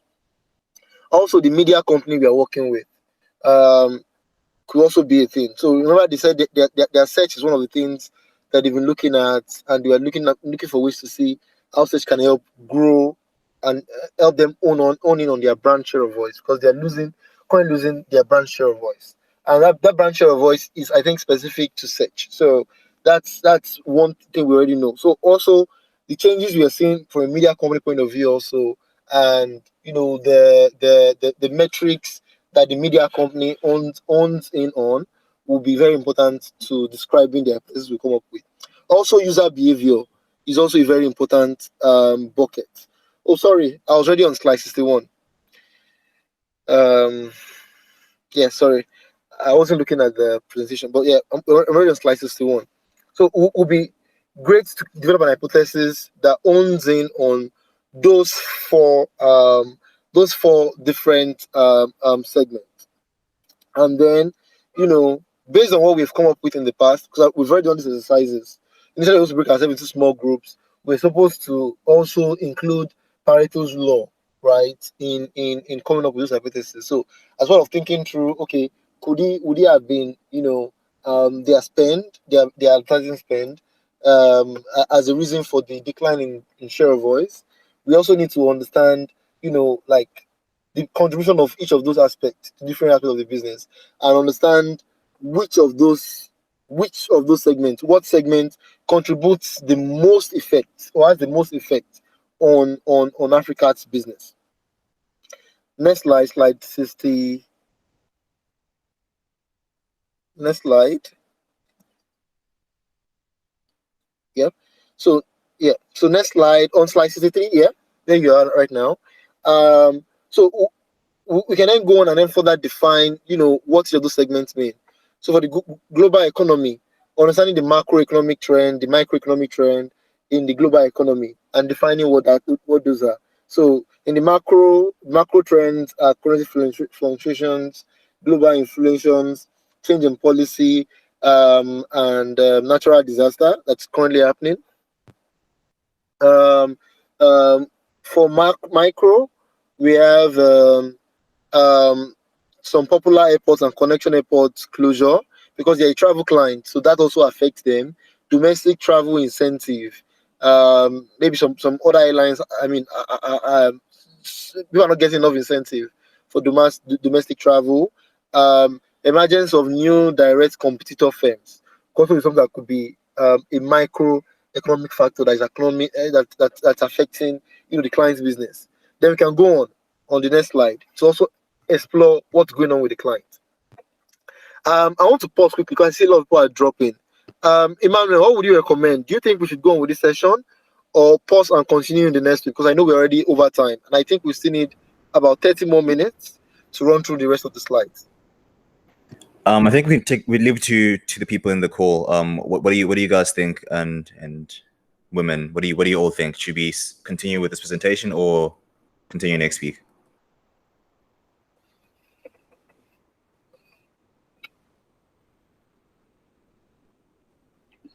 I could spare another 30 minutes. I don't know about everybody else. Yeah, me too. I'm fine. Okay. Thank you. Benjamin, Emmanuel, okay, not Emmanuel. King Gloye, Wambisa, Tukolo. Are we good? Sorry?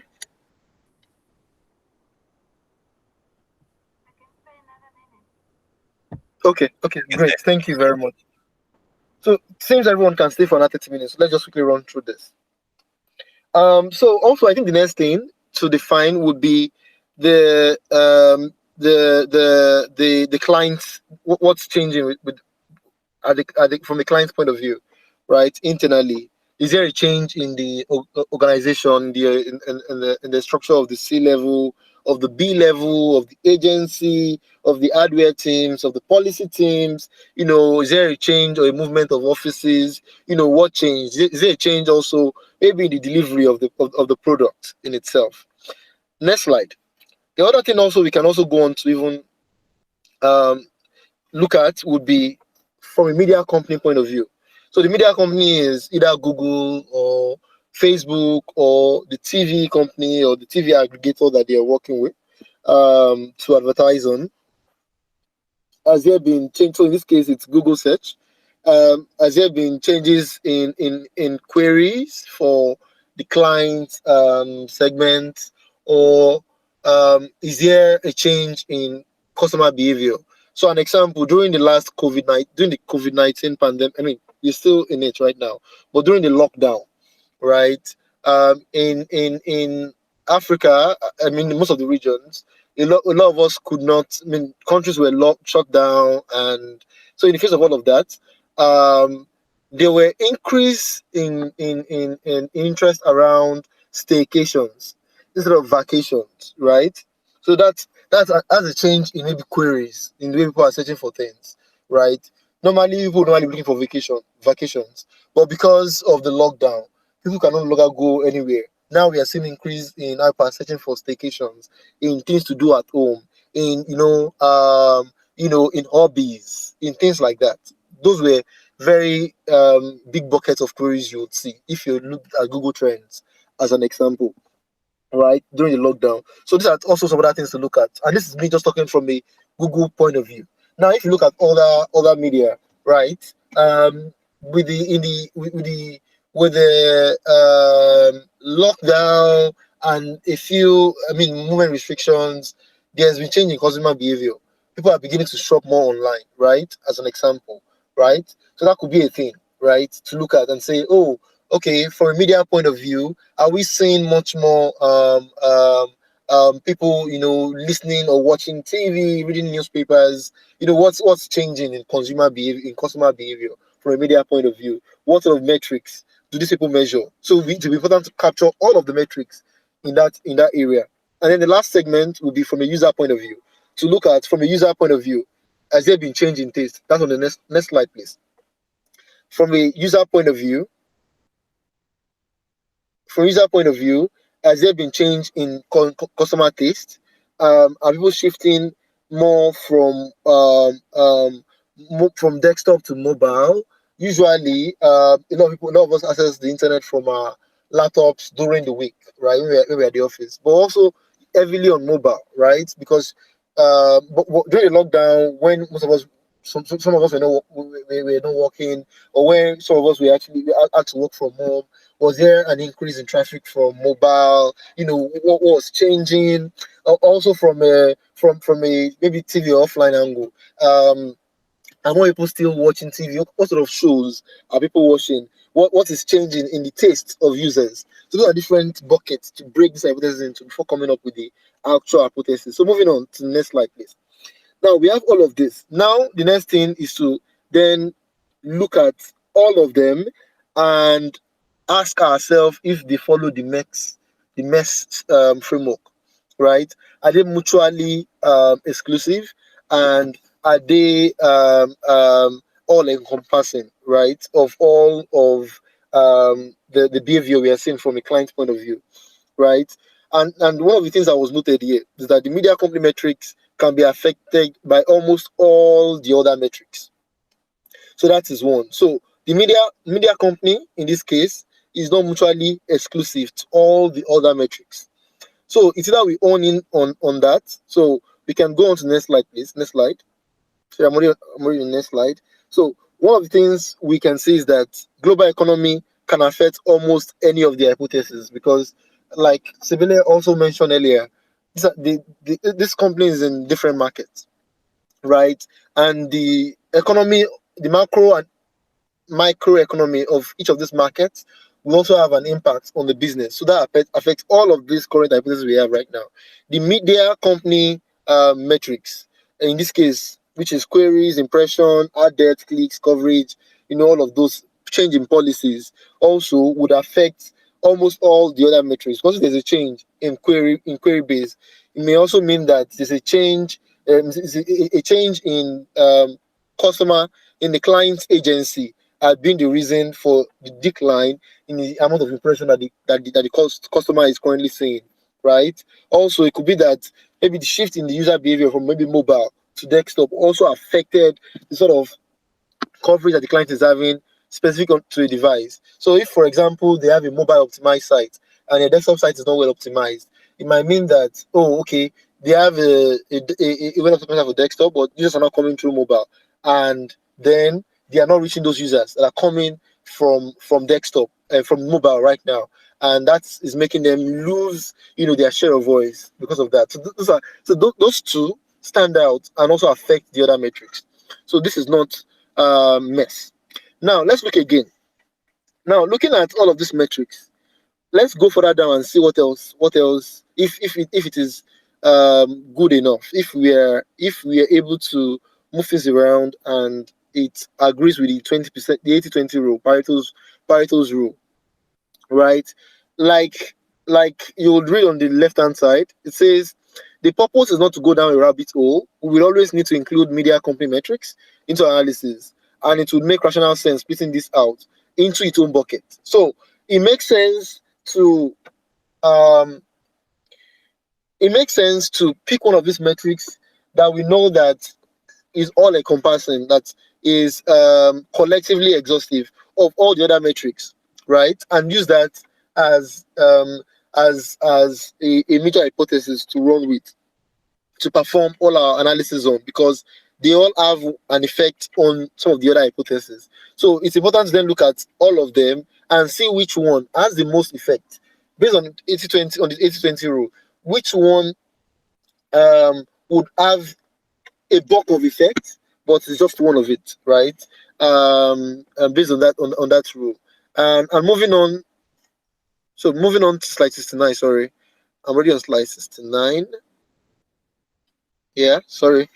So I just explained slide 69 basically, but saying that based on the 80-20 rule, we then evaluate all of the hypotheses we've already described to ensure that they obey or they to identify which of them is strongest, if I can use the word strongest, is strongest and has the most impact on all other ones, right? And then following that, we can then go on further. We can then go further to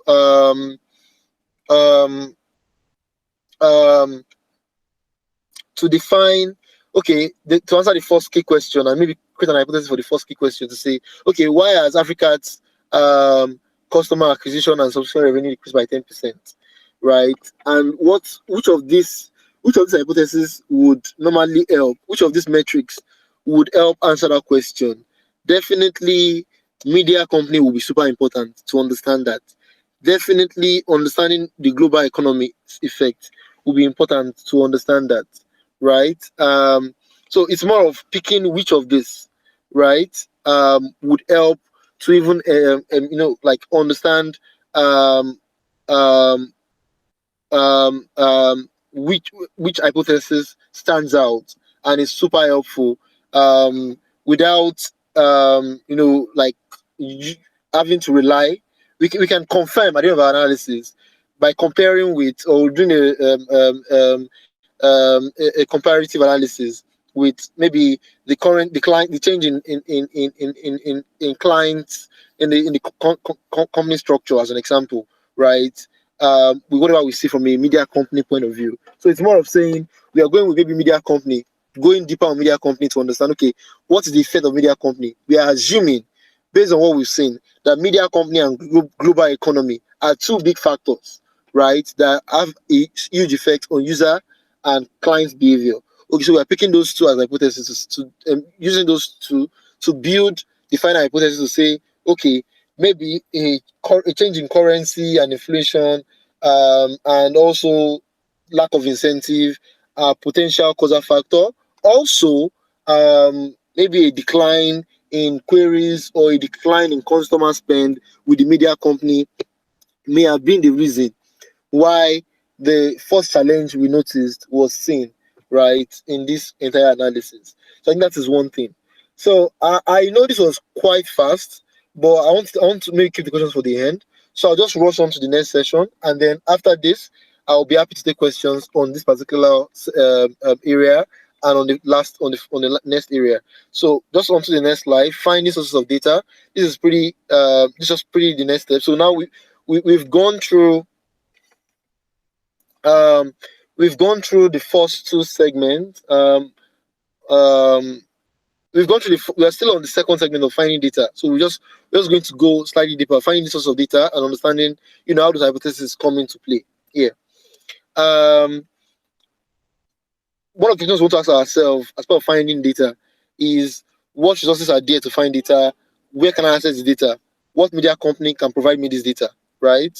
And then we go further to this is just putting all together. So next slide. From the beginning, we started by defining the business model, by defining the problem, by using MES hypothesis to define our hypothesis, and next is to identify some data sources that will be needed based on the questions we've answered on slide 72 of, what resources are available, where can we find this data, what media company has this data. And based on that, we can go on to define or identify some sources that we'll pull it out from. And some of the sources we can identify on slide 74. Next slide, please. Sorry. We will not do this exercise in interest of time.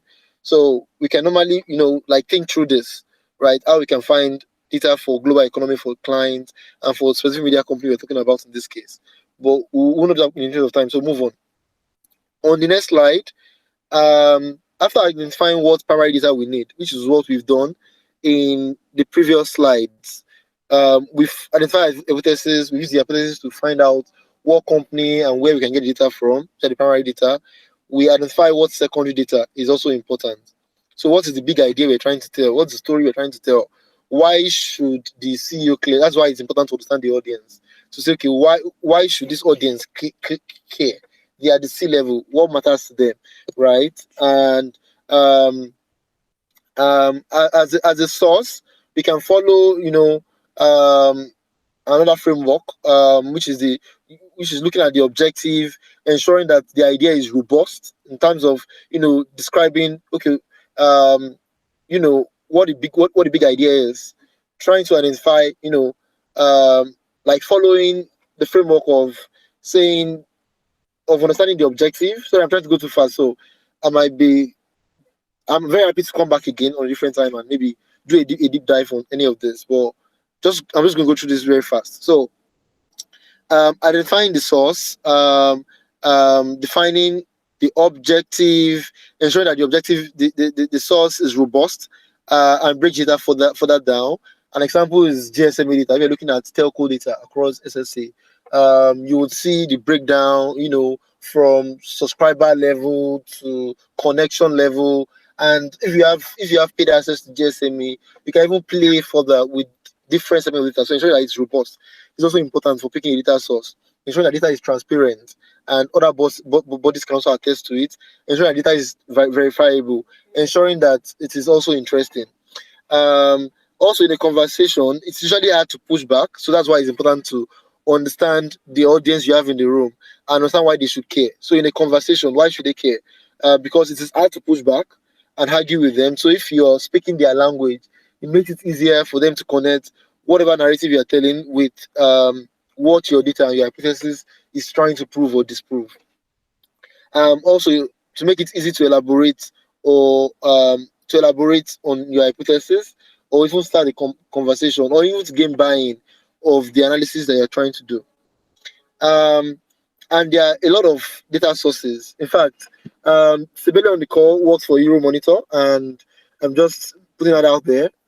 These are some other sources of data. So you have some industry organizations, such as Euromonitor, such as GSMA. You have some government and public research, that are done by external and third parties. And you have some paid for research that you can work closely with some of these organizations on to even to carry out a deeper understanding of what the audience, the client's audience, how they currently behave. For example, FMCG, how do clients in rural area, how do LSMs, customers within the lowest segment of the population, how do they behave? You can work closely with some of these partners to find the data that matches the hypothesis that you're trying to answer. On slide 77, sorry, I'm running very fast. Slide 77. Right? Some of the insights or source of data we can look for would include some advertiser or category insights. Specific to this question we're trying to answer, we need some advertiser category insights for if you're advertising on Google, for example, you want to understand, okay, what's going on within the Google advertising space, what's your view of the grocery market, what is the search trend that Google is saying for the advertiser itself, for Africa, what is going on within their segment. Media and device insights, what's changing from a media point of view, right? Macro insight, this is about the macro economy, right, which we talked about earlier. Consumer insight, and this might involve some audience research, right, or some third-party research with Euromonitor, with GSMA, with Forrester, and all the others. And some examples are already mentioned on the next slide 78. Right, those are some examples, right? And based on different region we are in, you would have access to some of them, and some of them may not have access for specific region. In South Africa, for example, you can access to a whole lot of. I know for South Africa as an example, there's a lot of market research going on there, so you can have access to a lot of data. For Nigeria and Kenya, we can still access some data on GSMA if you're doing your analysis on telco. But I agree with you, and I think one of Jibber also mentioned at the beginning, these are some of the challenges we also face in this market. But these are some data sources to also leverage while trying to further, deep dive into the hypothesis you've come up with. Right? And these are some exercises on slide 79. There are some exercises, but I'll just skip those in the interest of time. And I'm just trying to wrap this up very quickly. Because most of slide 80, 81 talks about different data sources that you can use. And since we'll be sharing some part of this slide with us, we can definitely play with this later on and do some analysis around those. So we can just skip.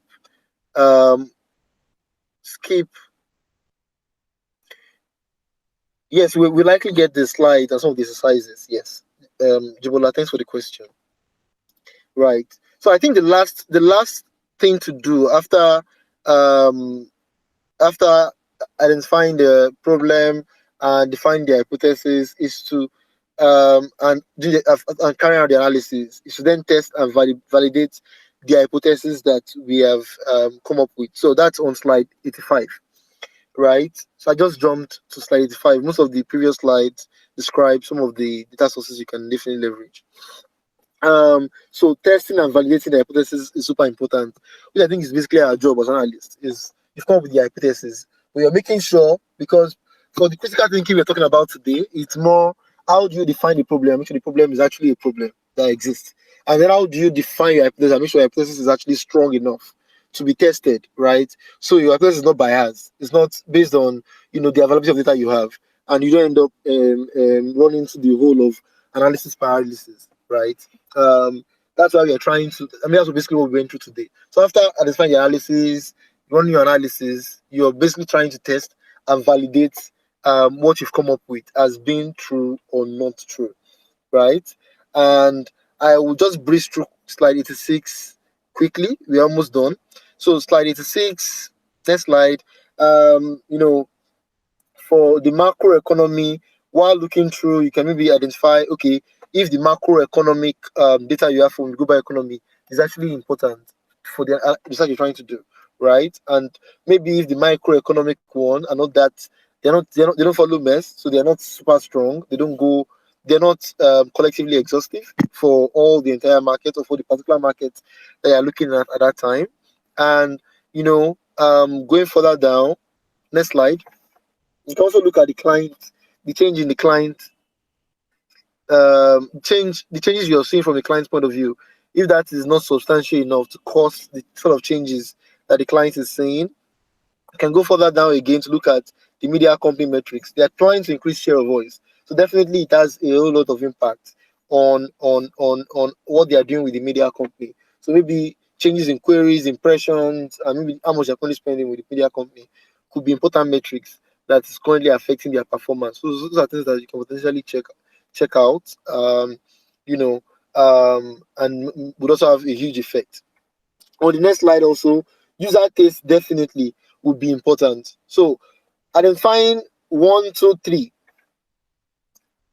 we can then go on and start building a narrative to tell the narrative of, okay, how the macroeconomic trend has changed versus, okay, the sort of metrics that have been impacted from the client's point of view, just by looking at the data you have access to for the client. And then coming back to say, okay, also users, just to substantiate your point, users have also been shifting in behavior by this. So you have these 3 points, and then based on that, you can easily go back and provide recommendations to the client. So on slide 90, our story is now complete. On slide 90, we can now describe our place as maybe other 3 headings: global economy, media company, and user. So for the global economy, we are saying that the macroeconomic environment, specifically currency fluctuation and global inflation, has been detrimental to the travel industry, right? As an example, fares have increased due to fuel prices, consumer disposable income has also decreased. That's one huge reason. So the client should know about that. And then the second thing is, for a media company point of view, queries and impressions are flat. Clicks have also decreased because there's been decrease. People are not, the demand has also reduced, as an example, right? And then users, consumer taste has shifted from desktop to mobile, right? So there's been a decline in desktop and there's an increase in mobile. So and also the app market is growing. So people are actually looking in app. Most of our customers are going back to re-engage with other travel airlines from mobile app, right? So based on all of those data, we can finalize and say, okay, so our story is that customers typically spend less on travel when browsing on mobile and on apps, but like the biggest opportunity right now is on mobile, and the opportunity might not be very large, but we can still capture and retain and continue to engage our loyal customers by engaging with them on mobile. So that's the full story. The global economy is changing. Inflation is acting on it. Queries is flat because the demand is reduced, but people are coming back to or are re-engaging with brands through mobile apps because they're trying to manage their spend. And also maybe you can then go on and then maybe recommend to the client to say, or maybe you should invest more in running promos, in finding ways to provide deals to the customers. So at that particular point, you've answered 4 things. You've gone through the 4 steps. You've created, and understood the client's business model. You've defined the problem and key question. You've defined a MEX hypothesis to substantiate the analysis you're about to do. You've defined some data sources to power that analysis.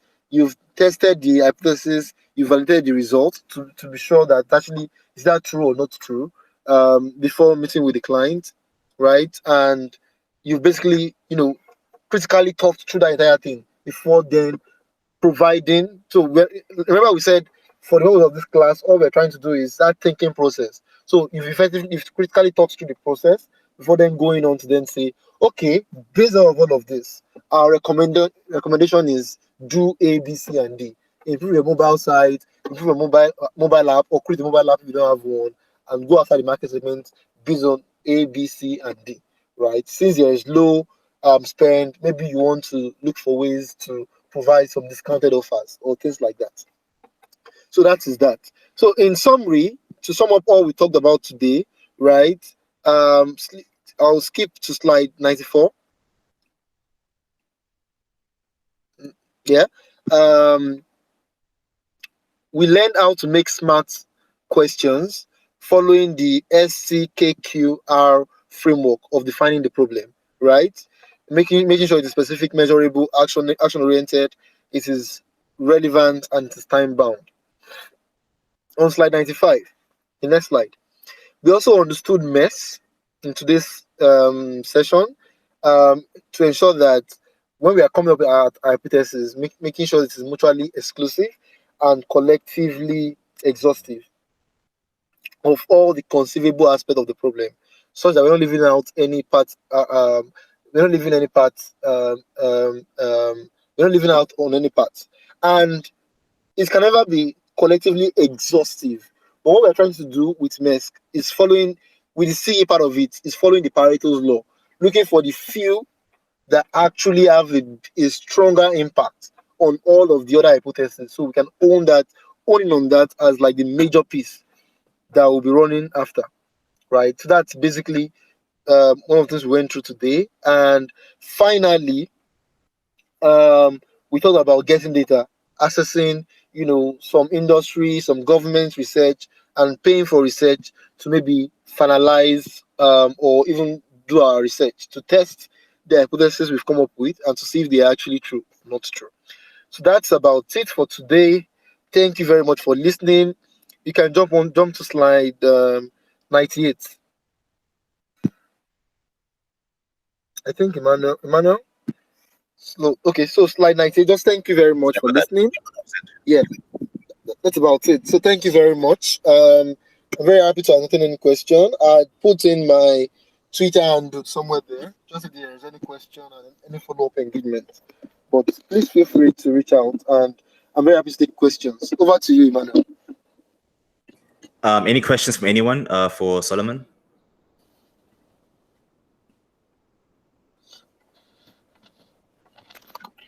Okay, I assume there are no questions. Thank you so much, Solomon, for your time, and everyone for attending the workshop. And have a good day. Cheers. Thank you very much. Have a great day. Bye. Cheers. Thank you. Thanks. Bye-bye. Cheers. Bye.